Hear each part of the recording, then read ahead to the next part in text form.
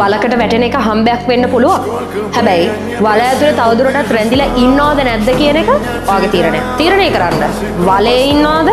මොකක් හරි විදිහක් අරගෙන වලෙන් ගොඩ එනවද කියලා. ජීවිතේ හැමදාම ඔයාලට තනිතලාවල් හම්බෙන්නේ නැහැ. ජීවිතේ ඇවිදන් යනකොට කවදාවත් හිතුවයක් නැති තනිතලාවල් වල මහා විශාල වලවල් තියෙන්න පුළුවන්. ජීවිතේ එහෙම තමයි. වැටෙන වලේ ජීවිත කාලේ හැමදාම වැටලා ඉන්න තීරණය කරොත් එදාට ඔයා පරාදයි. හැබැයි වලෙන් ගොඩ එන විදිහක් කොයි වෙලේ හරි ගොඩ එන විදිහක් හිතන්න තීරණය කරගත්තු පළවෙනි තප්පරේ දිනන්න ඕනේ පළවෙනි අඩිය ඔයා තියලා ඉවරයි. මතක තියාගන්න. වලට වැටෙන එක නෙමෙයි ප්‍රශ්නේ. වලෙන් ගොඩ එන එක ගැන නොහිතන එකයි ප්‍රශ්න. වලට වැටිච්ච පළවෙනි තප්පරේ වලෙන් ගොඩ එන්න ඕනේ කියලා ලෝකේ කවදාවත් කොහෙවත් තියරියක් නැහැ. ඔයාට වල ඇතුලේ ඉන්න යම් මොහොතක් යම් කාල සීමාවක් තියෙන්න පුළුවන්. ඒක මනුස්සයාගේ මනුස්සයාට වෙනස් ඈ. එතකොට ඒ කාල සීමාව තුළ රැඳිලා හිටියට ප්‍රශ්නයක් නැහැ. හැබැයි වලෙන් එළියට එන්න ඕනේ කියන බලාපොරොත්තුව නැත්තම් වලෙන් එළියට එන්න ඕනේ කියලා උත්සාහයක් දරන්නේ නැත්තම් එතනයි ඔයාට වරදින තැන. එතනයි ඔයා වරද්ද ගන්න.